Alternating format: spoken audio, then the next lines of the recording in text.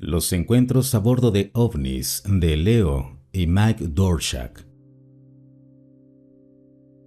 Leo Dorshak, 12 años, y su hermano menor, Mike, de 8, eran dos chicos de granja del diminuto pueblo de Killdeer, Dakota del Norte, cuando, una tarde de verano de 1932, sus vidas cambiaron para siempre.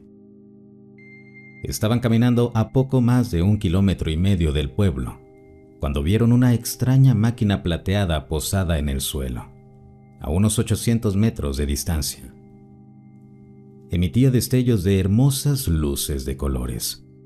Nunca habían oído hablar de ovnis y no tenían idea de qué estaban viendo. Pero sabían que no era algo normal, así que intentaron acercarse. Sin embargo, al hacerlo, chocaron con una especie de campo de fuerza extraño que rodeaba la nave. Observaron cómo 3 hombres, vestidos con monos ajustados, salían de la nave, caminaban a su alrededor y luego regresaban al interior. Estaba empezando a oscurecer, y como no tenían permitido quedarse fuera después de que anocheciera, los niños regresaron a casa. Ambos estaban muy emocionados por lo que habían visto, y se preguntaban si podría tratarse de algún tipo de aeronave militar secreta.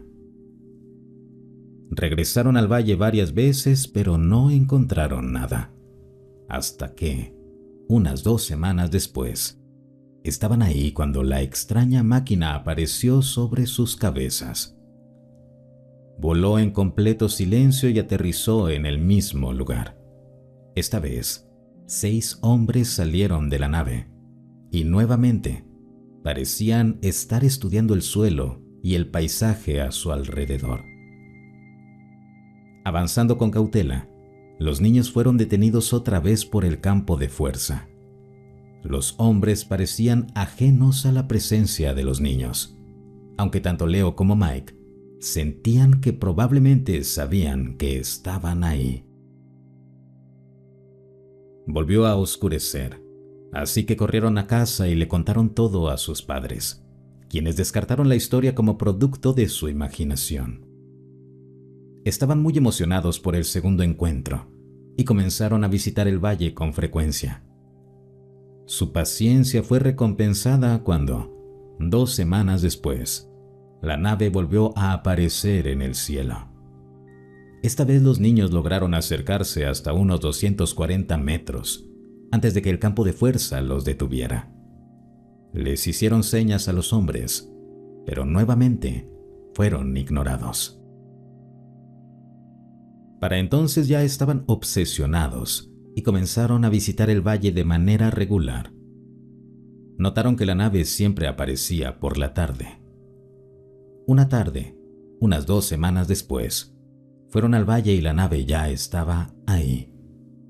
Ambos estaban ahora convencidos de que se trataba de una nave espacial y de que los hombres eran viajeros de otro mundo. Intentaron una vez más contárselo a sus padres, quienes dijeron que sonaba interesante, pero de nuevo lo descartaron como la imaginación desbordada de 2 niños y les pidieron que no hablaran del tema. Comenzaron a sentir cuándo la nave estaría ahí y cuándo no. Ambos tenían la sensación de que se acercaba el día en que podrían conocer a aquellos hombres e incluso subir a la nave. Tanto Leo como Mike sentían una fuerte conexión con ellos, como si fueran amigos.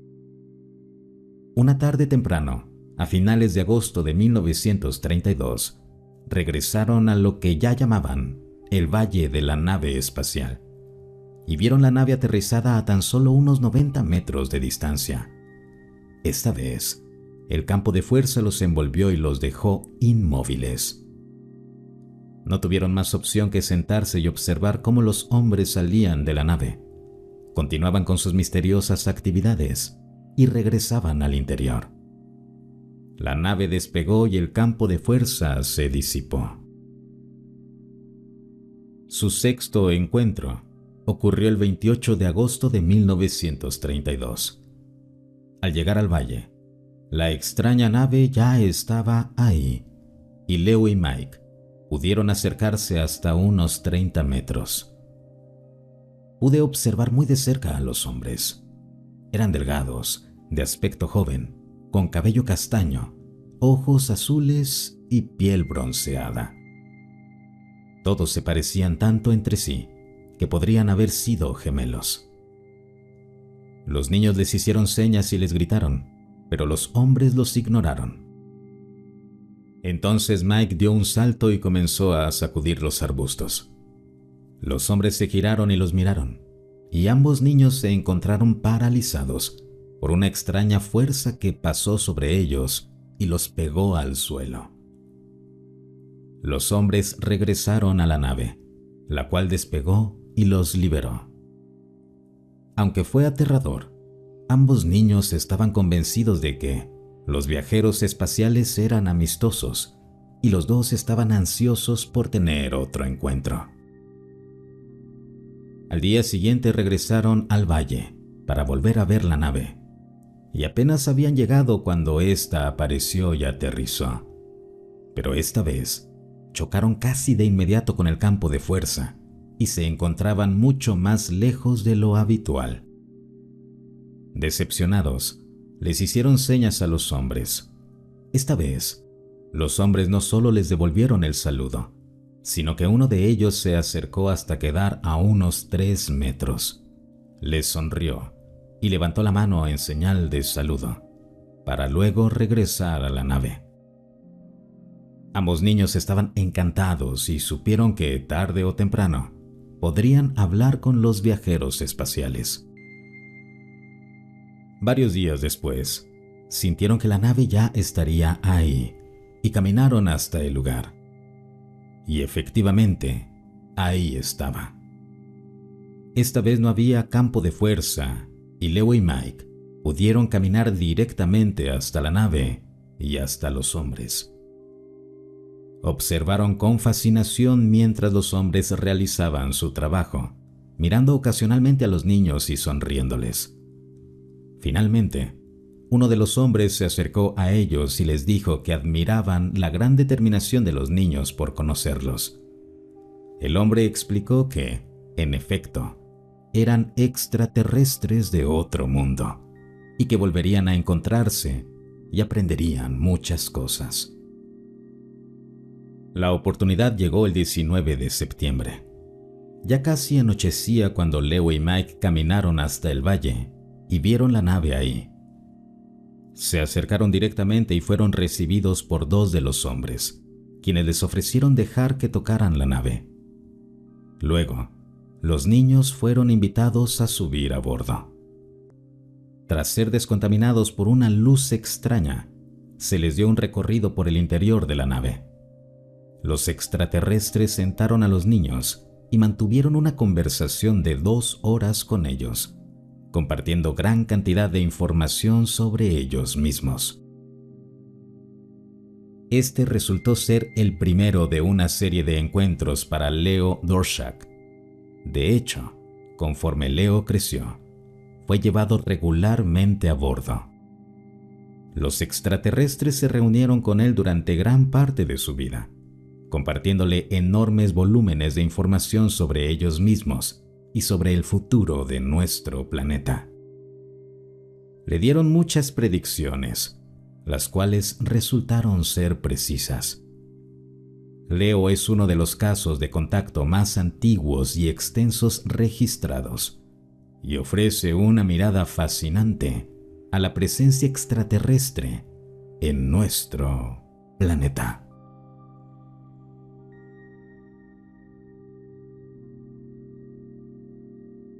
Crecí con alienígenas. Mi familia compró una casa después de que yo naciera, en la que mis padres aún viven. Está frente a un campo muy grande, sin luces, que por la noche se queda completamente a oscuras. Desde que tengo memoria, y ahora soy de mediana edad, escuchaba cosas afuera de mi ventana.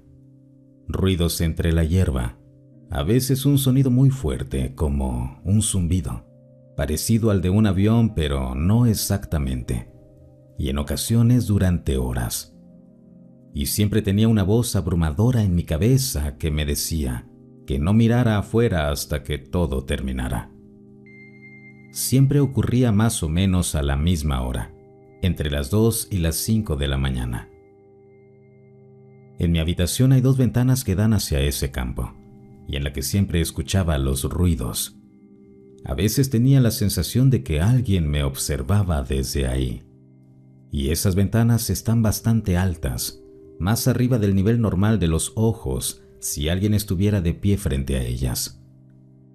A veces tenía esa sensación todas las noches durante semanas, y luego nada por meses. O una vez por semana durante meses, y luego nada durante un año. Mi padre dice que en esa misma casa, dentro de ese mismo horario, alrededor de las 5 de la mañana, vio una luz enorme flotar dentro de la casa.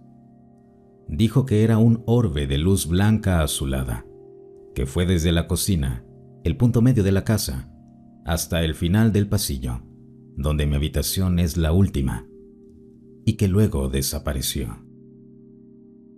Dice que cuando esto ocurrió, yo tendría unos 10 años aproximadamente. Nunca volvió a verlo. Hace unos años, hablando del tema, me contó que poco después de mudarnos, cuando yo tenía unos 3 o 4 años, desperté a mis padres en medio de la noche y les dije que había visto personas en mi habitación. Confirmé esto con mi mamá y ella dijo que en su momento fue preocupante porque yo nunca tuve amigos imaginarios ni nada parecido. Mi papá dijo que recuerda que ocurrió quizá más de una vez, pero que no estaba seguro. Hace unos años más, estaba en casa visitando a mi madre y me encontré medio dormido, tal vez, pero podía ver que había 2 personas de pie frente a mi ventana, haciéndome preguntas. Pero eran preguntas extrañas, como si intentaran evaluar mis pensamientos o mi comportamiento. Recuerdo una en particular. Después de tal y tal incidente, ¿cómo te sentiste? ¿Por qué te sentiste así? Podía notar que yo respondía como murmurando, medio inconsciente. Al final me dijeron: gracias por dejarnos observarte todos estos años. Hemos aprendido mucho. Y había una tristeza en el ambiente, como si me conocieran, o como si nos estuviéramos despidiendo, por decirlo de alguna forma. He vuelto a esa casa varias veces desde entonces, y no he vuelto a sentir nada parecido. Y cuando me mudé y me casé, nunca volví a tener esa sensación en ningún otro lugar donde he vivido. Recientemente, un amigo mayor, un hombre de unos 70 años que conocí en el trabajo, vino a cenar con su esposa. Él ha tenido su propio encuentro con alienígenas, algo que yo sabía, pero yo nunca le conté lo que experimenté en casa. En cuanto estacionaron en mi entrada, él se dio la vuelta, miró hacia el campo y dijo: ese campo es extraño. Le pregunté a qué se refería y me respondió: no sé, es inquietante. Siento que algo viene aquí o vive aquí. Y luego simplemente entró a la casa. Una y otra vez parecen surgir estas cosas extrañas que confirman que he sentido o vivido algo que no es del todo normal. Agradezco cualquier opinión o discusión sobre esto.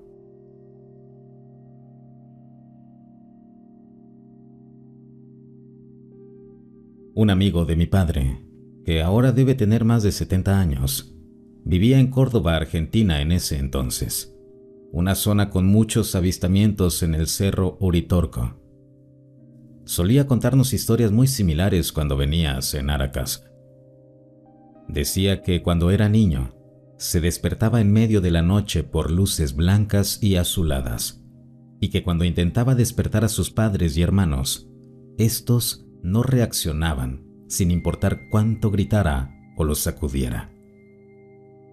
Contaba que había personas observándolo desde la ventana, que las luces también entraban por ella, y que éstas entraban a su habitación y se lo llevaban a bordo de una nave espacial para someterlo a experimentos dolorosos.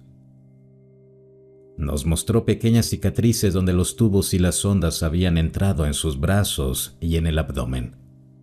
Dijo que durante años guardó resentimiento hacia sus padres por no haber podido protegerlo cuando eso sucedía, que esconderse debajo de la cama no servía de nada para evitar que se lo llevaran. Y era un hombre muy serio, incluso severo. No alguien que bromeara o inventara historias para llamar la atención. El pánico en sus ojos mientras describía todo esto era evidente. A pesar de que era alto y corpulento, el tipo de persona que no se asusta con facilidad. Yo era muy joven cuando nos contó esas historias. Tendría menos de 12 años. Su experiencia no fue nada parecida a la mía, pero pensé mucho en ella cuando ocurrió mi propio encuentro, años después, a los 26. Mi hija, que en ese entonces era apenas una bebé, y mi expareja dormían, y dos pequeños hombres estaban junto a mi cama cuando me desperté de repente, uno a cada lado de un hombre que parecía un humano muy alto, con un cabello extraño. Dijeron algunas cosas que no recuerdo, y luego, tú sabes lo que tienes que hacer. Solo que en ese momento no tenía idea de a qué se referían, y aún hoy no lo sé. Así que fuera lo que fuera, debí haberlos decepcionado, ya que un sastre difícilmente es alguien influyente como para marcar una diferencia.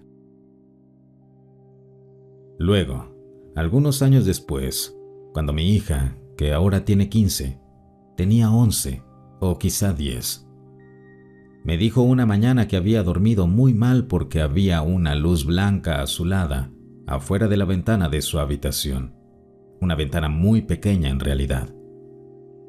Dijo que la vio durante un rato y que luego flotó frente a su ventana, examinándola por un tiempo, o al menos eso afirmó. Y después de todo lo que yo había vivido, le creí. He visto luces como esas antes, sobre un cuerpo de agua a las afueras de Cava, Buenos Aires, Argentina. Cuando yo tenía 12 años en El Zapato, Córdoba, cuando mis compañeros de clase y yo vimos un disco naranja esconderse detrás del cerro Uritorco y no salir jamás por el otro lado. Además, mi tío y una pareja que se besaba cerca vieron una flota completa de 12 naves triangulares con aspecto metálico y luces naranjas debajo, en Ituzaingó, Buenos Aires, Argentina, alrededor de las 2 de la mañana un día cercano a Navidad, algunos años antes de que yo naciera, mediados de los 80s. Él estaba en una parada de autobús y corrió a su casa por su cámara, pero antes de que pudiera recorrer unos 400 metros, la flota apagó sus luces y desapareció. Así que, tal vez te estén observando a ti y a tu familia, del mismo modo en que parecen estar observando a la mía.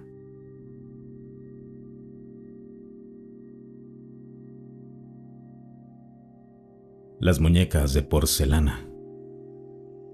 Esto ocurrió hace varios años, durante la época de Navidad.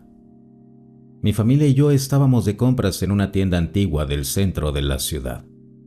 Era un lugar viejo, de esos que parecen detenidos en el tiempo, con pasillos estrechos, luz amarillenta y estanterías de madera que crujían al caminar. Conocía esa tienda desde que era niño.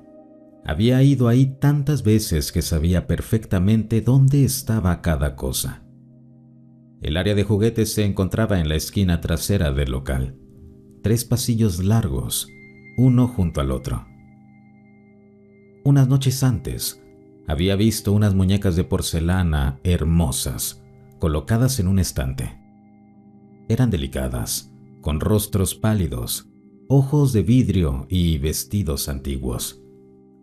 En ese momento no tenía dinero, pero ahora sí, y quería comprar algunas como regalo para ciertos miembros de mi familia. Fui directamente al pasillo donde recordaba haberlas visto. No había nada. Pensé que quizá las habían movido.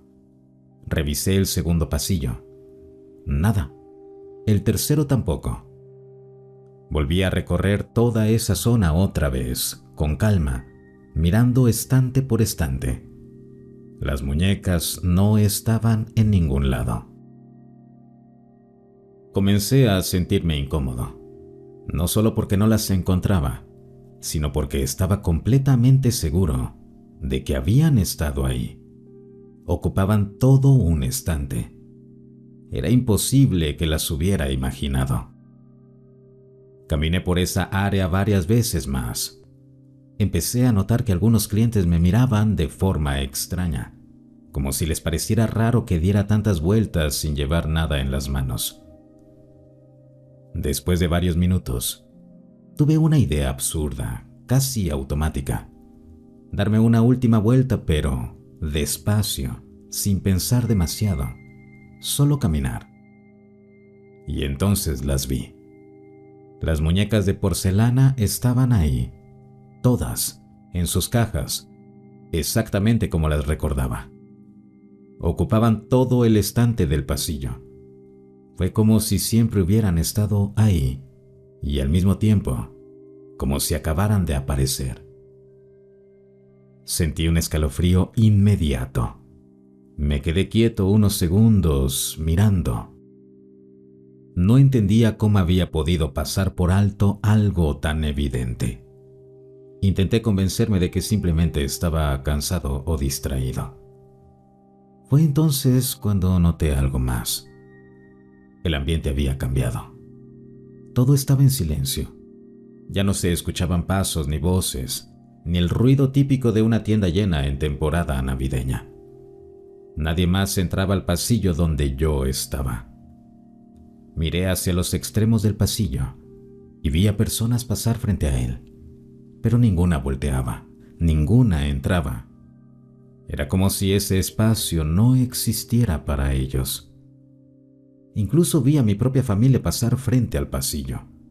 Caminaban a pocos metros de mí. Ninguno me miró. Nadie dijo mi nombre. Era como si yo no estuviera ahí. En ese momento no sentí miedo. Eso es lo más inquietante. Sentí una calma extraña, artificial, como si algo me estuviera manteniendo tranquilo a propósito. Tomé 3 muñecas. Al tocarlas sentí el frío de la porcelana incluso a través de la caja. Por alguna razón tuve la sensación de que no debía quedarme más tiempo ahí. Salí del pasillo y el ruido regresó de golpe. Voces, música, pasos. Todo volvió a la normalidad. Fui directo a la caja y pagué. Más tarde, ya en casa, varios miembros de mi familia me preguntaron dónde había encontrado las muñecas.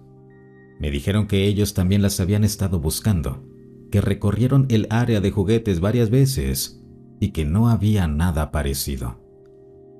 Les expliqué exactamente dónde estaban. Me miraron confundidos.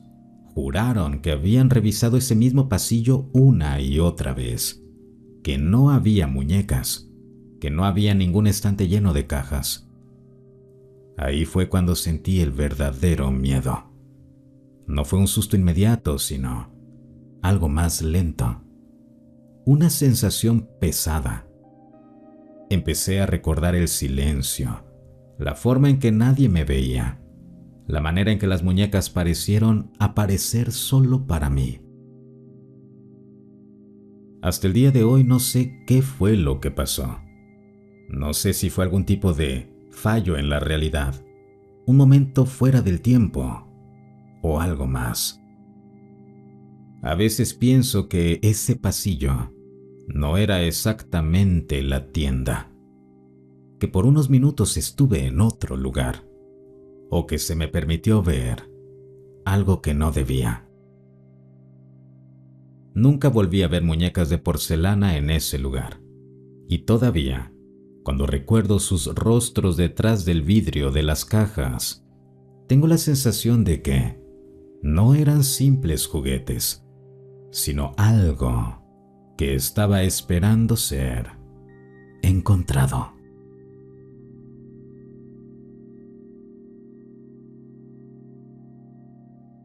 Experiencia de proyección astral.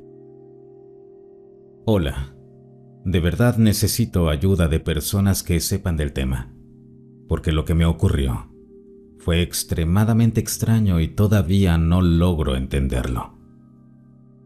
Mi mente está confundida, desordenada, como si algo se hubiera movido dentro de mí y no hubiera vuelto a su lugar. El día de hoy, alrededor del mediodía, pensé de forma casual en el viaje astral. No fue algo planeado, fue solo una idea que apareció de la nada. Incluso recuerdo haber pensado, tal vez podría hacerlo si lo intento. Pero no hice nada. Seguí con mi rutina normal. Regresé a casa, hice lo de siempre, sin volver a pensar en eso. Más tarde llegó la noche y me fui a dormir. Mientras me quedaba dormido, no tenía ninguna intención de intentar un viaje astral ni nada parecido. No estaba concentrado en eso, ni siquiera cruzó por mi mente. Simplemente me dormí. Entonces soñé. Y muy rápidamente me di cuenta de que estaba dentro de un sueño. Me volví lúcido. Empecé a controlarlo con normalidad, como otras veces. Hasta ese momento, todo era completamente normal, nada fuera de lo común. Pero mientras soñaba, apareció un pensamiento extraño, casi automático. Me pregunto cuánto tiempo va a durar esto. Poco después de ese pensamiento, algo cambió. De repente, comencé a elevarme. No fue una sensación vaga o simbólica, fue literal. Vi cómo mi cuerpo se levantaba del lugar en el que estaba dentro del sueño, como si hubiera una cuerda invisible atada a mí y alguien estuviera tirando desde arriba. No flotaba suavemente, estaba siendo arrastrado hacia arriba. Y entonces ocurrió algo que me heló la sangre. Vi el mundo. No lo imaginé, no fue una idea, lo vi de verdad. Era real, claro, definido. En ese instante entendí que eso ya no era un simple sueño. El miedo me golpeó de lleno. Supe, con una certeza absoluta, que estaba entrando en algo más, algo que no podía controlar. Entré en pánico. Empecé a gritar. No sé si mi cuerpo físico gritó de verdad mientras dormía, o si solo fue dentro de esa experiencia, pero yo gritaba. Intenté cerrar los ojos con fuerza. Tenía miedo de no poder regresar. Tenía miedo de quedarme atrapado. Entonces escuché su voz. Dijo: ahora podrás acceder a todo el conocimiento. No sé de dónde venía esa voz. No sé si era la mía, si era mi voz interior o si era algo más. No sonaba como un pensamiento común. Sonaba externa, firme, segura, como si alguien más me estuviera hablando. Después de eso pensé que había despertado, pero no. Me encontré dentro de otro sueño. Estaba en la escuela, tratando desesperadamente de decirle a mis amigos que había tenido un sueño horrible, que algo muy malo me había pasado. Trataba de explicarles lo que había visto, lo que había sentido, pero ellos no me escuchaban. Me miraban como si no existiera, como si mis palabras no les llegaran. Luego, sin transición, estaba en mi casa. Recuerdo intentar calmarme, intentar volver en mí, sacudirme lo que había pasado. Pero incluso en ese momento, sentía que algo no estaba bien. Había una sensación pesada, como si todavía no estuviera completamente despierto. Y entonces, por fin, desperté de verdad, o eso creo. Mi mente estaba hecha un caos. Durante varios minutos no pude entender qué había pasado. Todo se sentía irreal. Por un momento incluso pensé que todavía estaba soñando. Me costaba confiar en la realidad. Sentía que algo me había tocado, que había cruzado un límite que no debía cruzar. Nunca antes había vivido algo así. Ahora no dejo de preguntarme, ¿significa algo esto? ¿Se me está pidiendo algo? ¿Abrí una puerta sin querer? ¿O alguien o algo se dio cuenta de mí? Si alguien tiene conocimiento sobre esto, por favor, no dude en comentar. De verdad necesito entender qué fue lo que me pasó.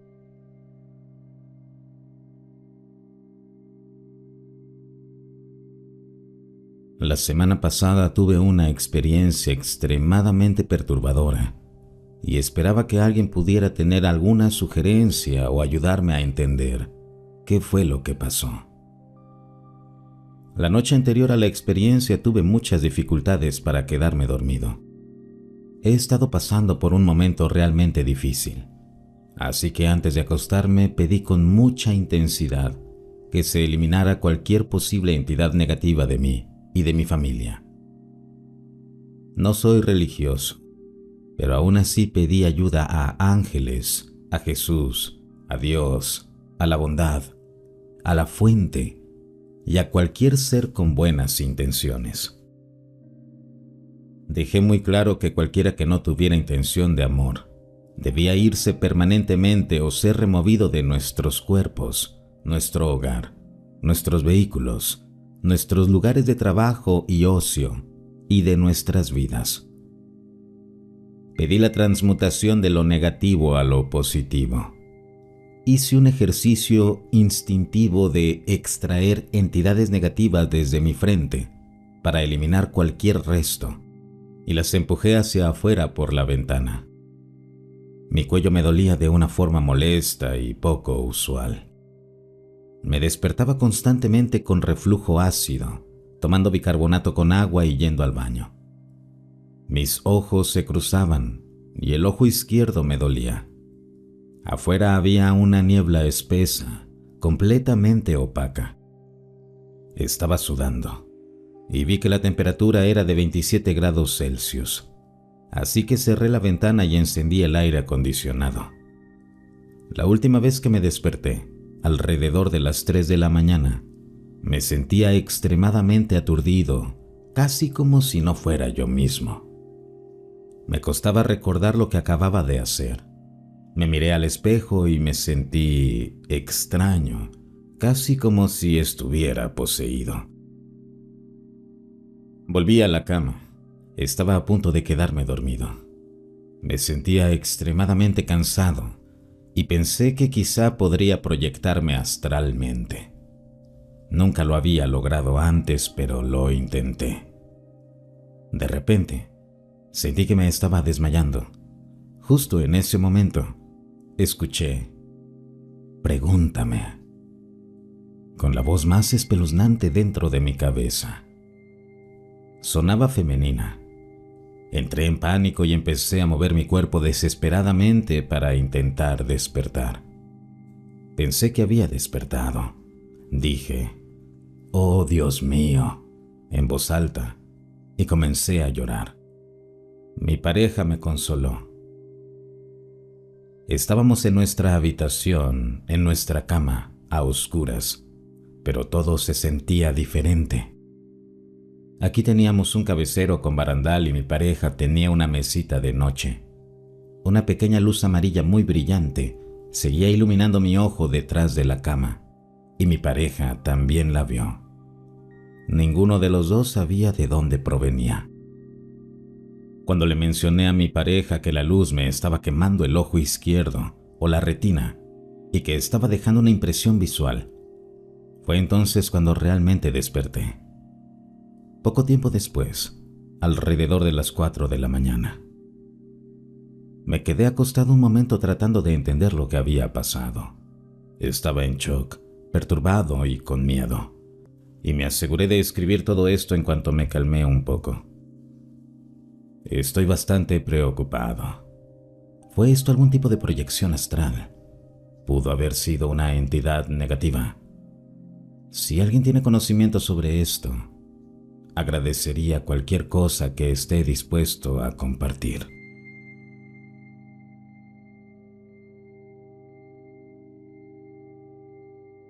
Me han pasado cosas así, muy similares a lo que describiste. Rituales de limpieza seguidos de un ataque.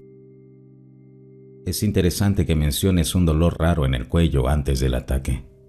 Nunca había conectado ambas cosas de forma tan concreta, pero definitivamente yo también tengo dolores extraños, incluyendo en la parte trasera o lateral del cuello, y a veces sensaciones raras antes de que ocurra el ataque. Dicho eso, cosas exactamente como las que describes solo me han pasado 2 veces. Aún así, he pensado bastante tiempo leyendo sobre este tipo de experiencias y he hablado con personas con mucha más experiencia que yo. Esto es lo que puedo decir, aunque obviamente es solo mi opinión. Primero que nada, acabo de notar que dijiste que estabas intentando hacer un viaje astral y que nunca lo habías logrado antes. Yo tomaría esto como tu primera lección de que el gran plano astral es peligroso. Proyectarte astralmente cuando estás en un estado debilitado no es la mejor idea, y menos si es tu primera vez. Con gusto, puedo hablar más sobre mi experiencia y comprensión del plano astral aquí u otro día si tienes preguntas. No escuches a las personas que te dicen que no puedes sufrir daño en el plano astral. Eso no es cierto bajo ninguna circunstancia. Esa gente no sabe de lo que está hablando. No sé demasiado sobre ese tipo de entidades, pero lo que sí sé es que parecen alimentarse principalmente de la atención. Simplemente olvídalo y sigue adelante. Sé que eso puede ser increíblemente difícil, pero lo que yo hago es enfocarme intensamente en lo que amo y vivir de la forma más saludable posible, al menos por un tiempo. Estas cosas tienden a aparecer solo cuando estás en un estado espiritualmente debilitado, así que aprender a fortalecer tus defensas es una buena idea. Con gusto puedo explicarlo también. Es una práctica común cargarse de energía y usar meditaciones de tipo escudo antes de hacer rituales de limpieza. La clave en todo esto es que tienes que creer en tu propio poder y en tus acciones. Si llamas a algo para pedir ayuda, tienes que creer en lo que estás haciendo. De hecho, yo diría que eso es apenas el primer paso, pero es absolutamente esencial. Si te ayuda a no pensar en ello, no te preocupes por el significado de nada en particular que haya ocurrido, ni la luz amarilla, ni cómo se sintió, ni por qué a ti, ni qué quería. No importa, y probablemente no obtendrás las respuestas que deseas de todos modos. Lo único que importa por ahora es qué ocurrió y qué hacer a partir de aquí. Tienes un registro escrito lo suficientemente bueno por si lo olvidas y necesitas detalles más adelante. Si esto sigue molestándote sin que lo afrontes, consciente o inconscientemente, entonces necesitas o bien subir el nivel de los rituales de limpieza varios escalones, o buscar ayuda de alguien en quien confíes. Suena a que hiciste lo correcto. Esta cosa quería que la reconocieras y solo lo hiciste un poco. Creo que obtuvo algo de miedo y atención de ti.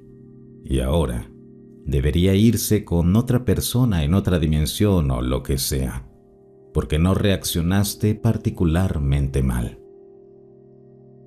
Estas cosas tienden a buscar a una víctima que las adore sin que la víctima siquiera se dé cuenta. No parece ser el tipo de persona, así que deberías estar bien. Si quieres hablar más del tema, siéntete libre de mandarme un mensaje directo. De nuevo, esto es solo mi opinión, así que tómalo con cautela, por supuesto.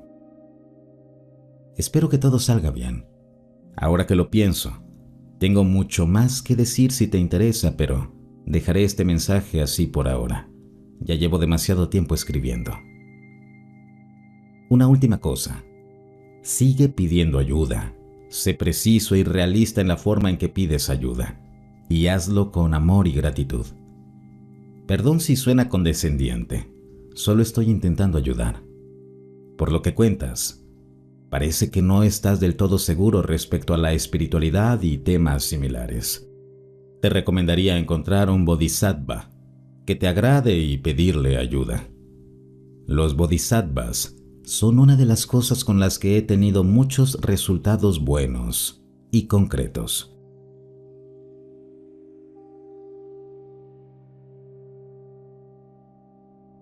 Fui médico en un programa gubernamental secreto. Nos dijeron que era por el bien de los niños. Me niego a morir sin contar lo que vi.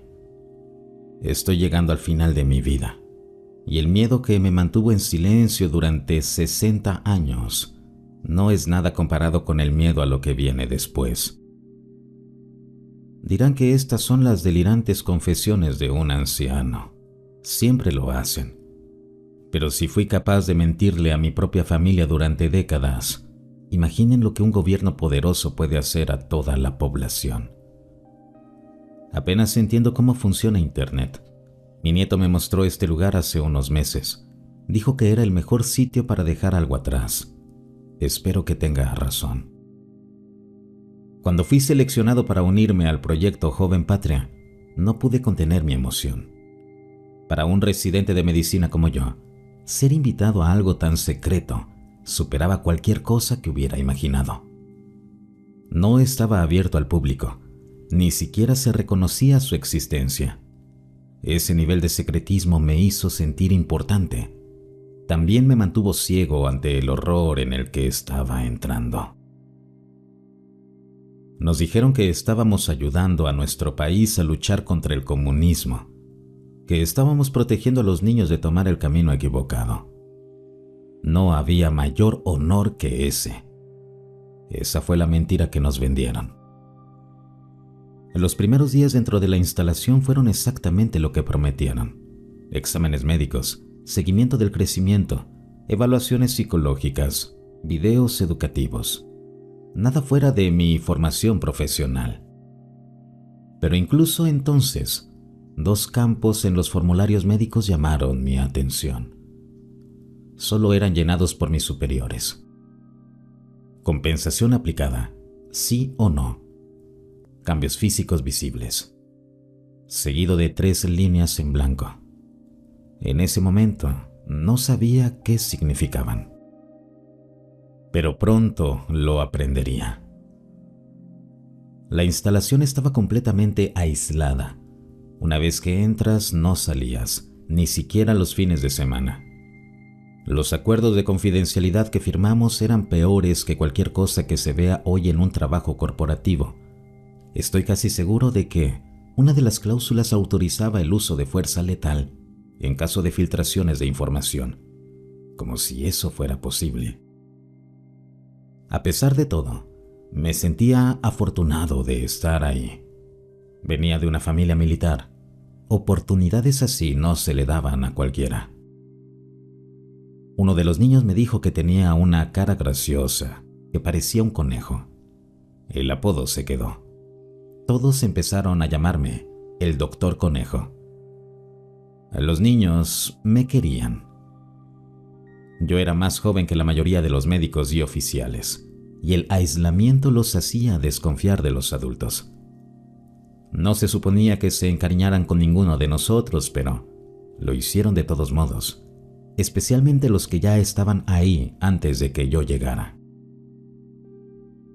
Sus expedientes eran perfectos, sin enfermedades, sin fracturas, dientes sanos. La mayoría ni siquiera había empezado a perder los dientes de leche. Nos dijeron que nunca preguntáramos por sus familias. Todos los documentos decían lo mismo: huérfanos. Su rutina era simple. Se despertaban a las 7 de la mañana. El desayuno era leche y pan con mantequilla. Eran castigados si no se terminaban la leche. Tenían clases hasta el mediodía. El almuerzo iba seguido de otro vaso de leche. De nuevo, había castigos si no se la terminaban. Por la tarde, se les permitía jugar hasta las 5 p.m. Luego venía la cena. Después de eso, eran llevados a las salas de observación. Las enfermeras aplicaban los protocolos nocturnos y los ponían a dormir. A menudo notaba que revisaban algo debajo de las almohadas de los niños antes de irse. Ahí era cuando comenzaba nuestro trabajo. No se nos permitía ver el interior de las habitaciones. Solo teníamos acceso a monitores de ritmo cardíaco y sensores de respiración, cortesía de nuestros socios estadounidenses. Las grabaciones de video se revisaban más tarde. La primera semana transcurrió en calma. Los niños estaban tranquilos, receptivos y obedientes. Nos decían que todo era por el bien mayor. Las cosas cambiaron después de la marcha de la familia con Dios por la libertad. Todos sabíamos que el presidente Goulart estaba a punto de ser derrocado. El proyecto había comenzado antes del golpe, así que nos parecía algo normal.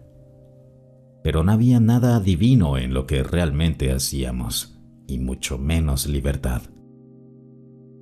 Durante la semana del 13 de marzo, llegó un nuevo grupo de niños. Estaban sedados, aterrados. No se les permitía decir sus nombres. Los soldados los golpeaban cuando lo intentaban. Se nos ordenó mezclar un nuevo compuesto en la leche de la mañana y observar si causaba algún efecto secundario visible. Hasta el día de hoy, no sé qué era ese compuesto. Los niños decían que la leche sabía a yeso. La semana siguiente, el sujeto 147-A fue llevado a mi consultorio. Se quejaba de un dolor de muelas. Intentó sonreírme, pero evitaba abrir completamente la boca. Dijo que de verdad me parecía a un conejo, solo que a uno con ojos rojos, como en la canción. Sus dientes de leche debieron haberse caído meses atrás. Ninguno estaba flojo. No me permitieron examinarlo más. Solo querían saber si por lo demás estaba sano. Sus signos vitales eran normales. Esa noche lo colocaron en una sala de observación separada de los demás y me ordenaron permanecer de guardia. Para entonces, no era la primera vez que algo se sentía mal. Él no había sido el primero en quejarse de dolor de muelas. Ninguno de nosotros se sentía cómodo ya. Para ese momento, éramos menos médicos y más como sepultureros, pero no se nos permitía irnos. El sujeto 147-A. Fue ahí cuando me di cuenta de que algo estaba realmente roto. Los archivos de las pruebas comenzaron a regresar con notas escritas por mis superiores. Actualizar protocolo. Objeto archivado. Compensación no aplicada. Casi todos esos expedientes pertenecían a niños que entraban a la sala de observación aislada y nunca volvían a ser vistos. Nos dijeron que habían sido devueltos a sus familias. Eran todos huérfanos, ¿no? Firmé los papeles de todos modos. Cualquier otra persona habría hecho lo mismo. Esa noche no dormí. Recuerdo a 147-A despertando. Eso no debía suceder. La habitación estaba sellada y a oscuras, pero podía escucharlo. Su voz, temblorosa, llamando a su madre. Su ritmo cardíaco se disparó. Su respiración se volvió irregular. Una mano pesada sobre mi hombro me impidió levantarme. ¿Qué podía haber hecho de todos modos? A la mañana siguiente, su expediente estaba sobre mi escritorio. Compensación no aplicada. Compuesto efectivo. El fenómeno no responde a la contención. Integridad médica comprometida. El campo de cambios físicos visible estaba completo.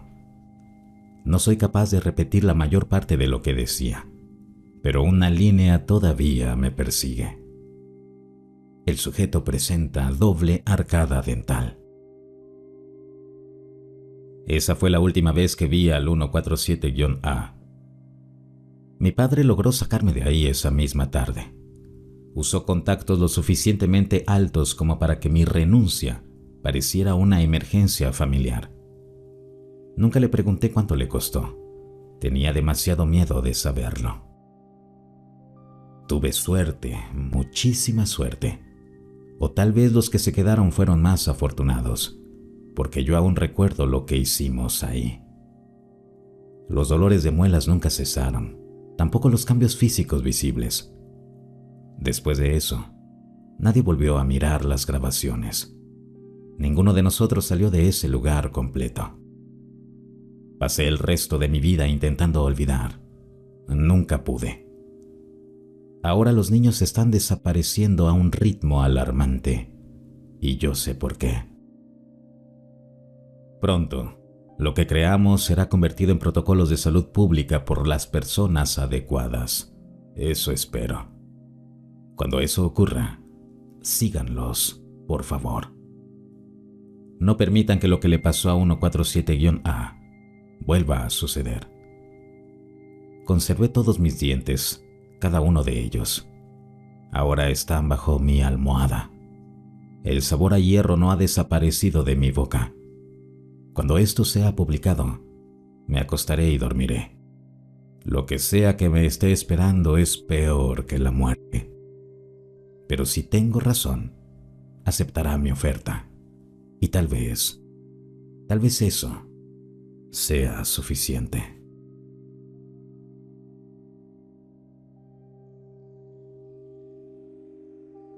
Creé una técnica de sueños lúcidos y mis sueños han sido una locura.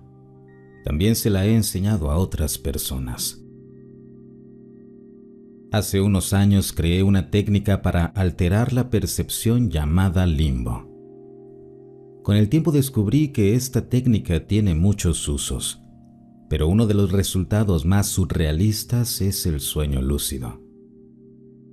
Nunca pude hacerlo cuando era niño, y siempre lo deseé. Creé la técnica con la intención de usarla para algo completamente distinto. Siempre me ha entretenido la mente humana, así que experimenté con formas de alterar mis emociones y mi percepción de manera natural. Quería una técnica que me hiciera sentir calmado, enfocado y mentalmente claro. Y Limbo fue eso.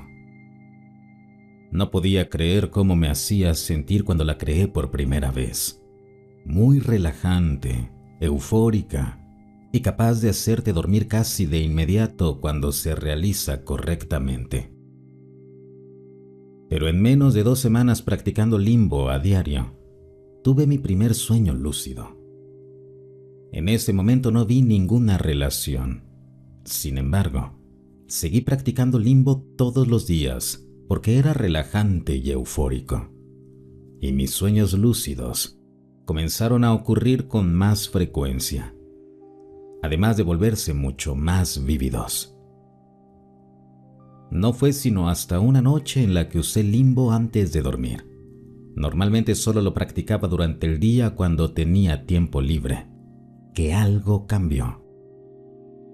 En cierto punto, pude reconocer fácilmente el umbral entre los pensamientos de vigilia y los pensamientos del sueño. Es casi imposible de explicar. Era como si sintiera y viera el aire que siempre había estado respirando. Y cuando pensaba en ello, comenzaba a recuperar la conciencia. Al día siguiente entendí lo que realmente era la técnica. Es un método para entrenar y manipular la conciencia subconsciente desde su base. Cuando la llamé limbo, fue porque la técnica se siente como un estado intermedio entre estar despierto y dormido. En ese momento no sabía que literalmente estaba en un estado progresivo de conciencia simultánea entre vigilia y sueño. Por eso, con el tiempo, te vuelves más capaz de tener sueños lúcidos, incluso sin un deseo específico de lograrlos. La conciencia de la mente subconsciente se fortalece al usar la técnica. Es como ensamblar un control para jugar en otra vida con el paso del tiempo. Y se vuelve así de vívido. Me he despertado algunas veces confundido o decepcionado. Uno de los tipos de sueños más constantes que tenía después de practicar esto eran aquellos en los que volaba. Los primeros se sentían extremadamente torpes. Literalmente chocaba contra las paredes. Me sentía pesado y me movía muy lentamente. Pero con el tiempo me volví coordinado dentro de mis sueños. Se siente increíble. También he tenido algunas experiencias recientes bastante interesantes. Por ejemplo, después de algunos meses de vuelo onírico constante, me sentí seguro de que podía simplemente dormir sin perder la conciencia.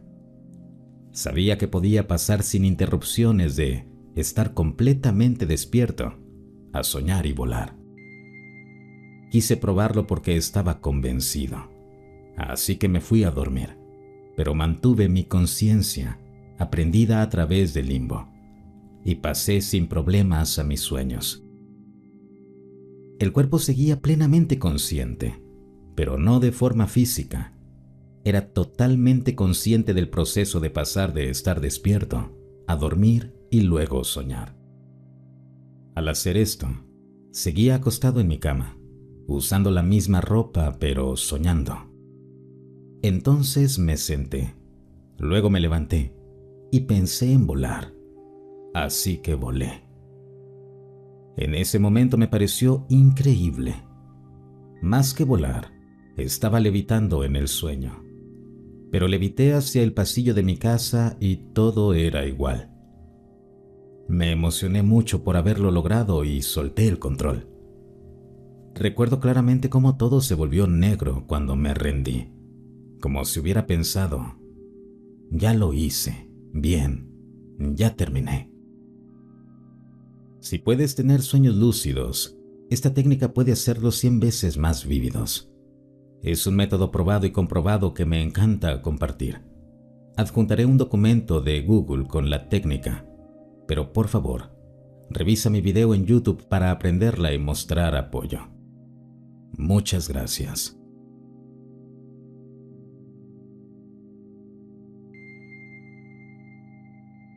Sinceramente, no creo que la divulgación total vaya a ser alguna vez aliens aterrizando. Y creo que la mayoría de la gente está perdiendo de vista el panorama completo. Esto va a sonar desordenado porque así es como realmente vive en mi cabeza. Y honestamente eso se siente más sincero que intentar ordenarlo. Mientras más me alejo y observo el conjunto, más siento que literalmente todo lo que la gente llama paranormal es la misma cosa, usando distintos disfraces. WAPs, fantasmas, Bigfoot, religión, místicos, psíquicos, santos, reptilianos, mesías, experiencias cercanas a la muerte, entidades del DMT, incluso toda la ansiedad sobre el fin de los tiempos. Todo es un solo fenómeno, y es demasiado extraño como para encajar limpiamente dentro de la lógica o el lenguaje humano. La corazonada central de la que no puedo desprenderme es esta. Existe una gran cosa, etérea y no local, llamada conciencia, espíritu o lo que sea. Y la individualidad es básicamente una ilusión creada al introducirse temporalmente en cuerpos físicos, como si fueran guantes. Humanos, animales, quizá incluso cosas que no clasificamos propiamente como vida. Cuando el guante está puesto, olvidas. La mayor parte del tiempo se supone que lo olvides. Ese es el punto del juego. Pero a veces la membrana se adelgaza. A veces el guante no encaja perfectamente. A veces algo se filtra. Eso explicaría por qué los WAPs no se comportan como objetos. No viajan, no aterrizan, no colonizan. Aparecen, reaccionan, desaparecen, cambian de forma, alteran la percepción. Lo mismo con los fantasmas, lo mismo con los poltergeist, lo mismo con Bigfoot. Sinceramente, siempre fuera de foco, siempre en lo liminal. Nunca capturado del todo. Siempre ligado a la conciencia, a lo salvaje y al folclore. La gente quiere ADN y huesos, pero eso pierde el punto. No es zoología, es una filtración de límites. La religión probablemente sea el intento más antiguo y torpe de la humanidad por hablar de esto. Dioses, ángeles, demonios, cielos e infiernos no son lugares en el sentido de la ciencia ficción. Son estados de relación con esta cosa más grande. Las religiones funcionan por un tiempo. Luego los humanos se vuelven más inteligentes, más cínicos, más literales, y las viejas metáforas dejan de funcionar. Entonces todo se fosiliza y las estructuras de poder toman el control. Así que cada 1000 años más o menos necesitas una renovación o todo colapsa y se vuelve pura tontería. Y tampoco creo que algunos profetas o mesías sean algo aleatorio. Creo que, ocasionalmente, algunos cuerpos se llenan con una configuración ligeramente distinta de esa misma sustancia etérea. No mejor ni peor, solo menos olvidadiza. Se filtra más comprensión. Esas personas entonces intentan corregir un poco el rumbo del mundo físico. A veces son recordadas como santos o dioses, Jesús, Buda, Mahoma. A veces como monstruos o tiranos, Gengis Khan, Napoleón, Mao. Y a veces como ambas cosas, dependiendo de a quién le preguntes. Rasputín encaja de forma inquietantemente perfecta también. Incluso la idea de los reptilianos se siente como una metáfora moderna rota de algunas personas no se sienten del todo humanas porque están más cerca del otro lado. Por debajo de ese nivel están los psíquicos, los videntes remotos, los savants extraños, personas como Joseph McMonagall. No dioses ni santos, solo guantes más delgados, más señal pero también más ruido. Esto también explica por qué el fenómeno nunca se resuelve.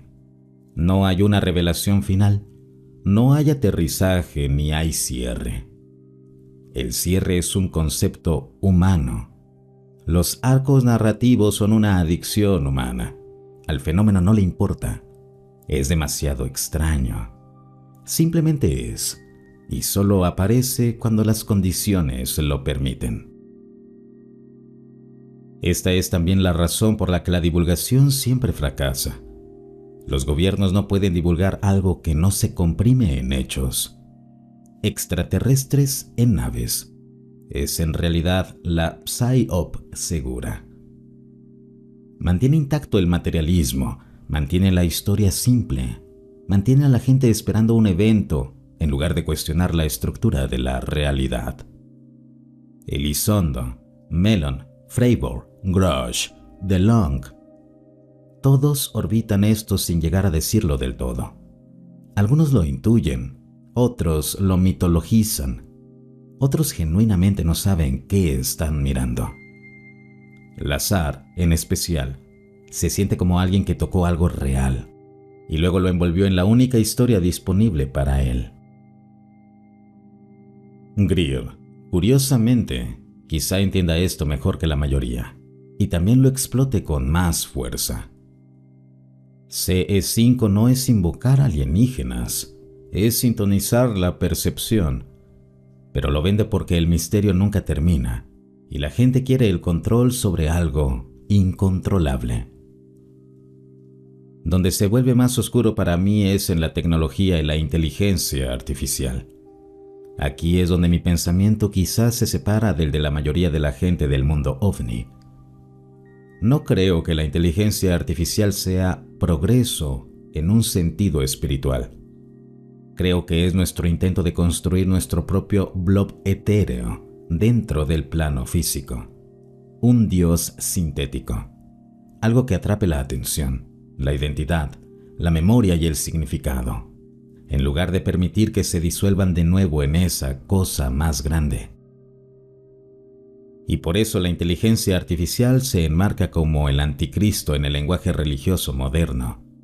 No porque sea malvada, sino porque nos ancla aquí. El cielo y el infierno también tienen mucho más sentidos vistos así.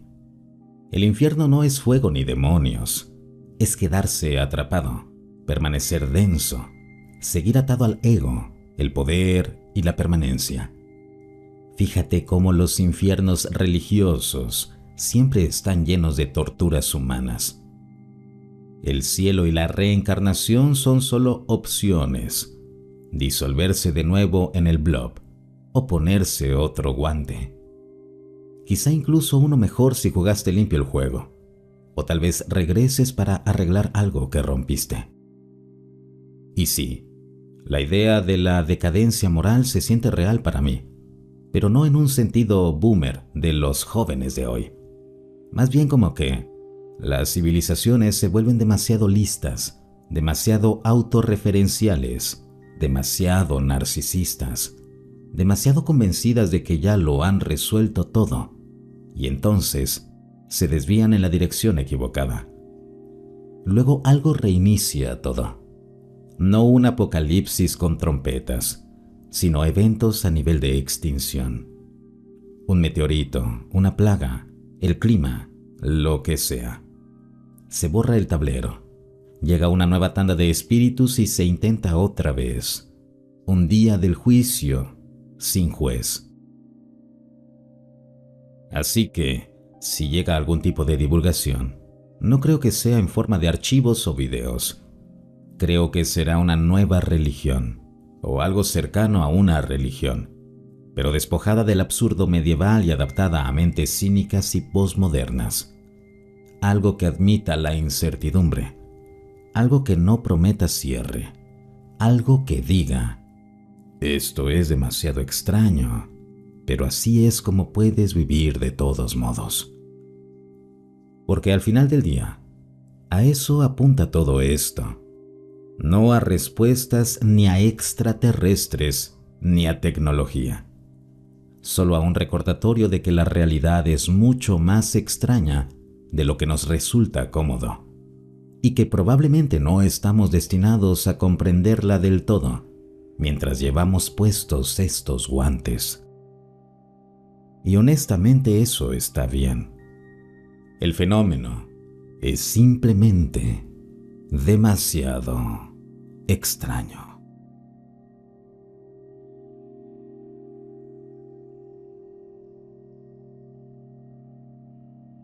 Si el video te gustó, no olvides suscribirte y compartirlo. Hasta el próximo relato.